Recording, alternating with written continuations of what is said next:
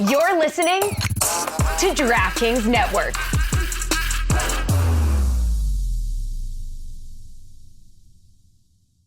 Hi, I'm Ben Stiller from the Academy Awards snub movie Dodgeball. You know, this election is a lot like Dodgeball. Kamala Harris is the average Joe underdog, and no, this isn't a time for jokes. You know what? It's way too important.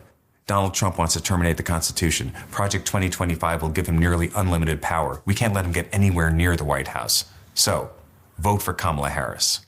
Yeah, see, that was better. The serious version was much better, right? Paid for by Harris for President. Welcome to the Pitch Clock.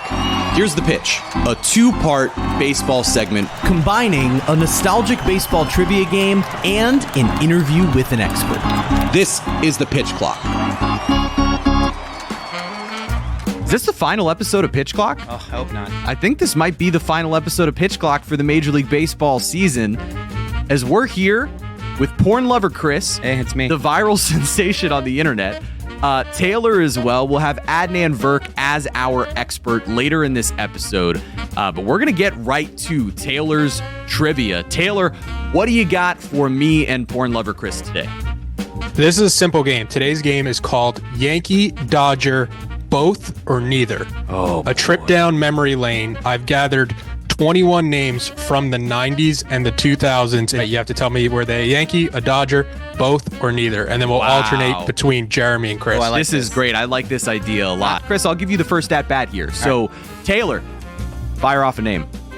Raul Mondesi. Okay. Raul Mondesi was both. Raul Mondesi was both. Wow, all right. I knew he was a Dodger, but I was just like, That was feels like he played it as with the Yankees. That was my exact concern. All right, Taylor, who's up? Freddie Garcia, Jeremy. I'm going to say Freddie Garcia was a Yankee. Freddie Garcia was just a Yankee in 11 and 12. All right. Chris, Gary Sheffield. That's easy. Both. Gary Sheffield was both. Gary Sheffield was. Jeremy, Juan Pierre. Juan Pierre was neither. Can I steal? He was a Dodger. No He was a Dodger? No He was a steal. He was never a He Yankee. just a Dodger. Damn it. I knew that he was a Cub at one point. I knew that. Oh, my God, what a nightmare. All right, one strike for me. Chris, you're back up. Riding this porn thing. Chris Cody, Scott Rowland. Neither. Neither. That is correct. Oh, you gotta be kidding me. I feel like Chris has gotten an easier draw, I'm just saying. And now we bring in our Major League Baseball expert, Adnan Virk, after the Dodgers have won the World Series in 5 games. It is worth noting for the audio and video audience.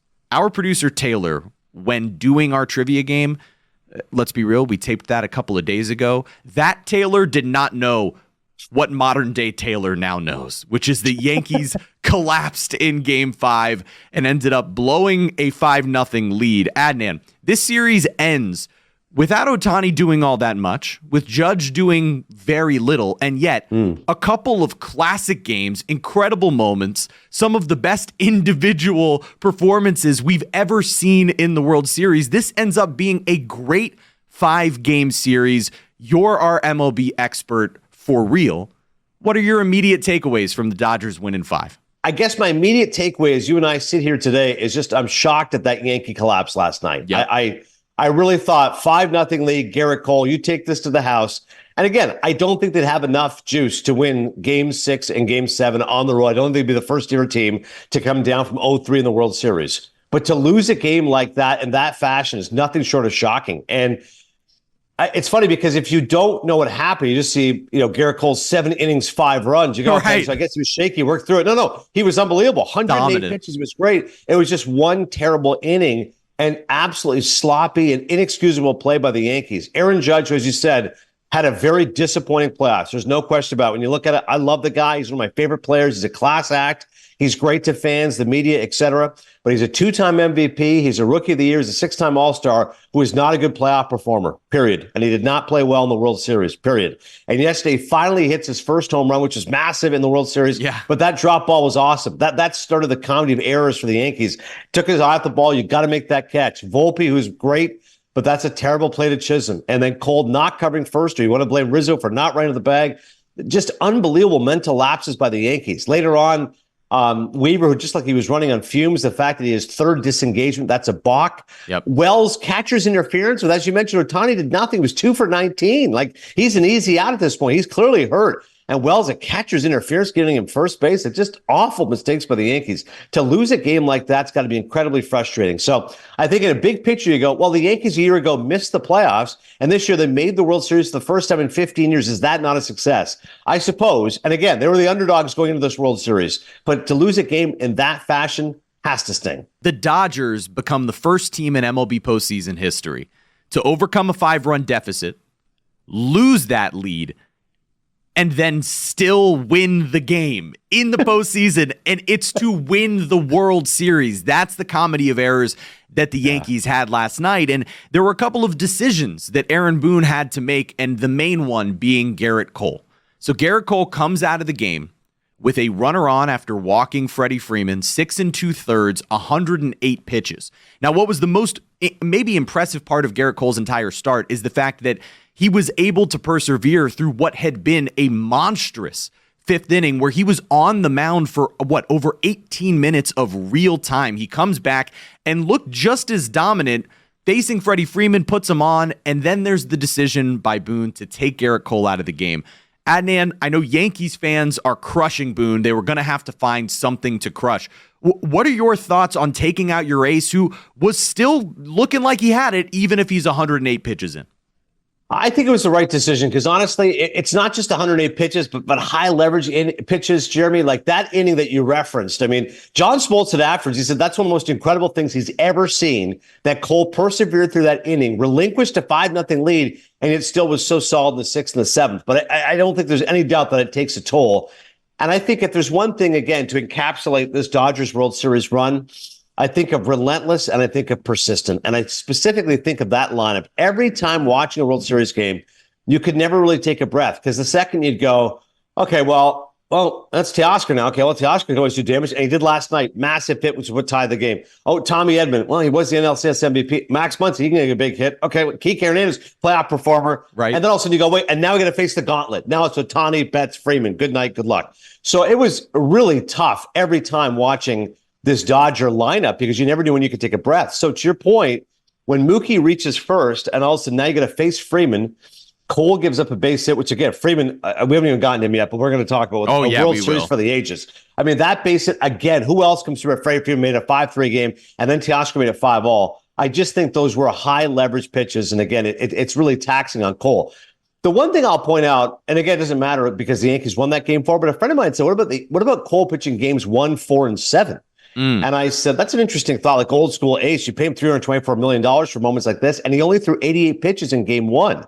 So I guess to that point, I do understand Yankee fans saying, listen, 120 pitches, 130, who cares? Wait till his arm falls off. Right. But honestly, I was surprised in some ways that Boone even brought him out for the 6th because at that point it was high 80 pitches. And as you said, 18-minute inning, I'm like, I think he might be out of gas.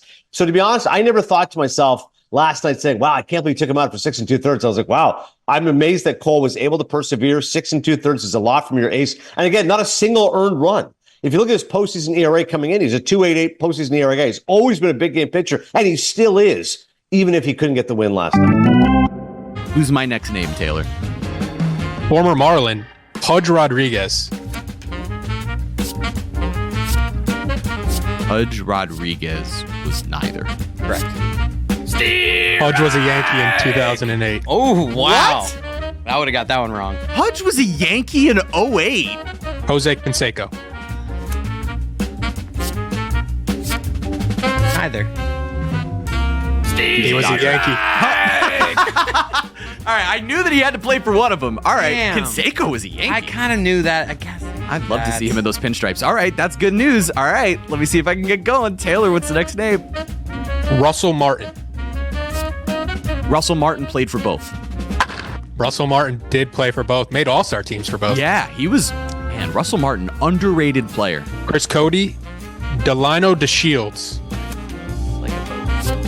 I'm going to go both. He was a Dodger.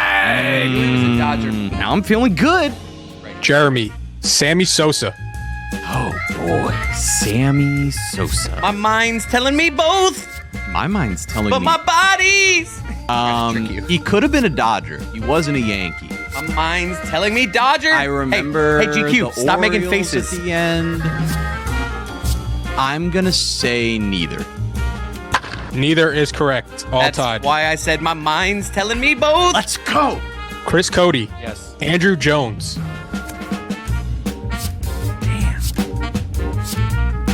Neither.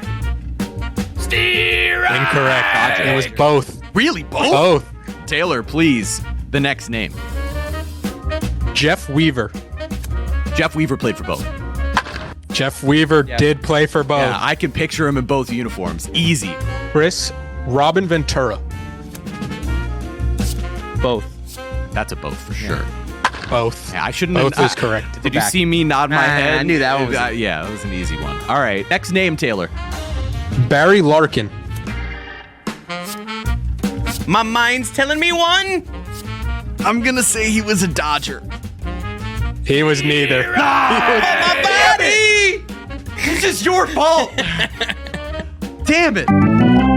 Let's shift the focus from the Yankees now back to the Dodgers. They're actually the World Series champions. It's their first full season World Series in quite some time. I know that's very validating for a lot of the players over there, obviously for Dave Roberts. What does this mean to this Dodgers franchise that went out and spent $700 million to go get Ohtani? And in the very first year of him being a Los Angeles Dodger, he not only breaks a bunch of records, but they win the World Series despite his, mediocre at best performance. Yeah, I think it's great for baseball, first and foremost, Jeremy, because the LA Dodgers are a signature franchise, they're an iconic team, and there's many people, myself included, who said, yeah, they won the World Series in 2020, but it was a bit of a fugazi. Like, let's be honest, that was in the COVID-shortened season, no fans. Like, is it a World Series? Yeah, and I'm not saying it's illegitimate, but at the same time, it wasn't a true World Series over the course of a season, wear and tear since 1988. So you've had some notoriously flameouts these last few seasons. Like, the LA Dodgers had something to prove. There's no question about it. They had to come into this year and say, no, we can win a World Series and we'll spend the money for Ohtani. We'll make it happen. $700 million for a DH was a season for the ages. But as you said, if I'm going to criticize Judge and say he was a disappointment come playoff time, so was Ohtani. I mean, in the DS, didn't do much. LCS was awesome. Could have won MVP. World Series, didn't do anything, but probably was hurt to a much greater degree than we realized. Absolutely. But this is a guy who normally has like 1,000 OPS. I think for the postseason, he was 800. So he was disappointing by his high standards, still effective, still had his moments. But we were kind of waiting for that signature Ohtani moment, right? Some big home run, that's why I said the catcher's interference was like the big moment. Like, here we go. Ohtani has his World Series moment. It didn't happen.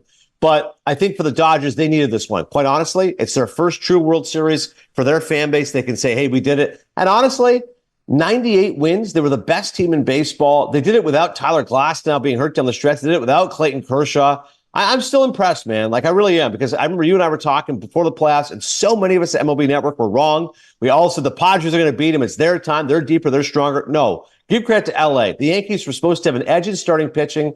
Flaherty was really good in game one. Wasn't sharp last night. Yamamoto was great. Buehler was excellent and great in relief last night. Yep. Amazing. First relief appearance in 6 years. Good for Walker Buehler, who had looked like a diminished pitcher. He had one win in the regular season this year. Walker Buehler had an ERA north of 5, and he was great come playoff time. And that supposed edge the Yankees had in starting pitching never materialized. And their offense, as I said before, relentless is the word for it. Good for the Dodgers. This was a great World Series win for them.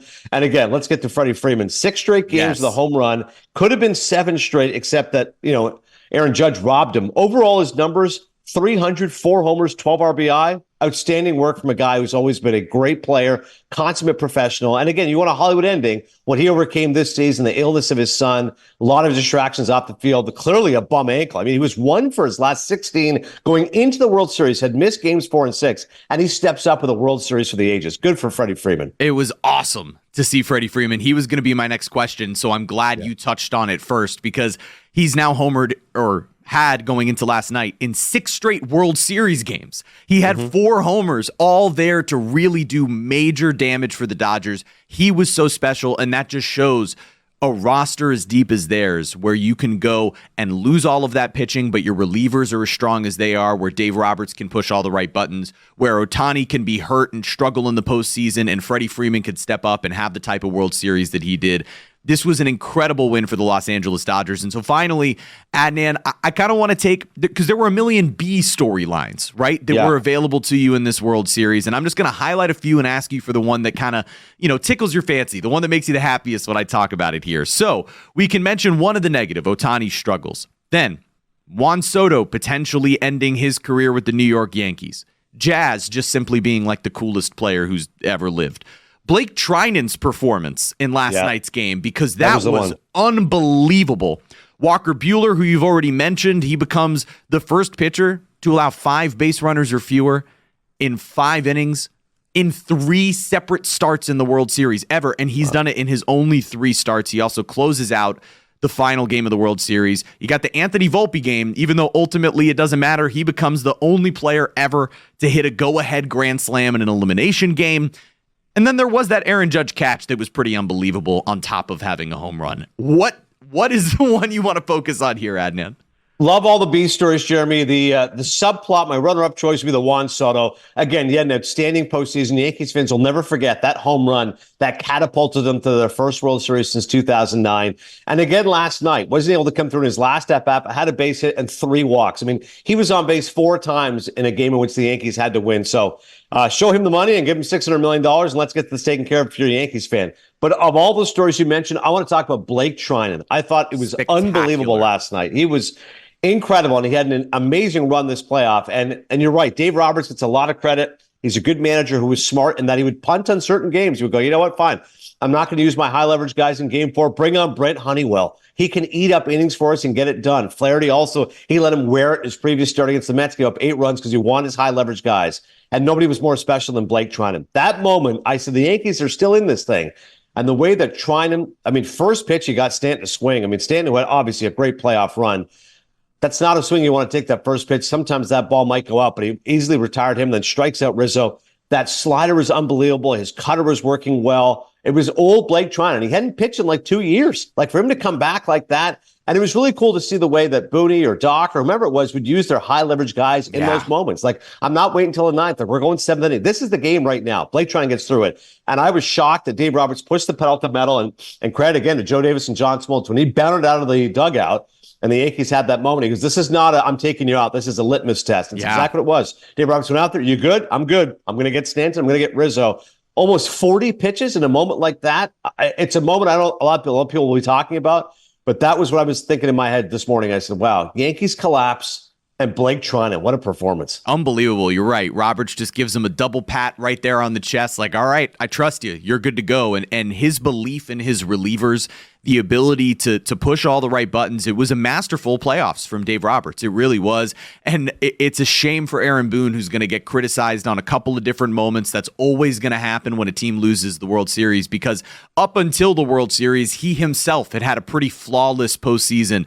And now you can just question a couple of things. But an unbelievable World Series, an unbelievable season of Major League Baseball, Adnan. And you, sir, were our most consistent guest here on the Pitch Clock, our postseason MLB expert. Thank you so much, seriously, for blessing the Pitch Clock with your knowledge. I know I had a blast. I hope you did too. And again, thank you for joining us as many times as you have. Well, Jeremy, I appreciate it, man. I think I was the most consistent and also lobbying to come on the Pitch Clock. I reserved my seat here a week in advance. Yes, you did. I texted you and said, I'm in season finale. You cannot bump me. So, I love it. With respect to Mike Schur and David Sampson, I was not only eager, but also available. So I appreciate you guys accommodating me. This was a blast, dude, honestly. The hell with Batard not talking about baseball on his show. I'm glad the Pitch Clock is here, and the Pitch Clock is a stay. Great job by you, sir. Thank you, Adnan. The Pitch Clock is here to stay, no matter what the result of this game is going to be. So let's check out the final results of our game on the last episode of this season of the Pitch Clock. All right, so we're tied at the moment. Chris, you're up. Chris, your name, Miguel Tejada. Yankee.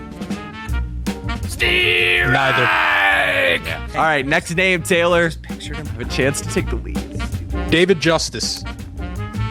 David Justice played for both of those teams. Just a He was just a Yankee. This is a good game. Man! I had to go with an easier game when the past 2 games we've had Hank Bauer as an answer. Taylor, we've got 6 names left, and we've got Chris Cody up for the next one. Ichiro Suzuki. Yankee. He was just a Yankee. Yeah, that is good one. correct. Well 12 done. through 14. Jeremy. Jimmy Rollins. My mind's Neither. Dodger. No! He was a Dodger. Stop singing! I'm trying to get my answer out before you start singing. Oh, mother. Chris, your name? Bobby Abreu. Oh, that's not fair. I know the answer to this one. I know that he was. My mind's telling me none. I know that he was a Yankee. My mind's telling me one. I'm just going to go with Yankee. Wrong. He was both? He was both. Yes. He played for the Dodgers in 2012. Okay. Like at the very end? Yes, that's the very end. Taylor, who's up? David Wells. David Wells was. This feels like a trick question, but I'm going to say David Wells was just a Yankee. He was both. I was going to say, if you put him on there and he was just a Yankee, it would have been one of the most unfair things Taylor's ever done. This is Chris for the win. Heartbreaking. Chris for the For win. the win. Shh, Jeremy, shush. Fred McGriff. Dodger. Damn it. Just a Dodger. He was just a Dodger. My mind's telling me no, I am heartbroken. but my body. Porn lover Chris, always winning. This is his wheelhouse. He has said that. Porn. Well, this was the Oh. pitch clock. Thanks for watching.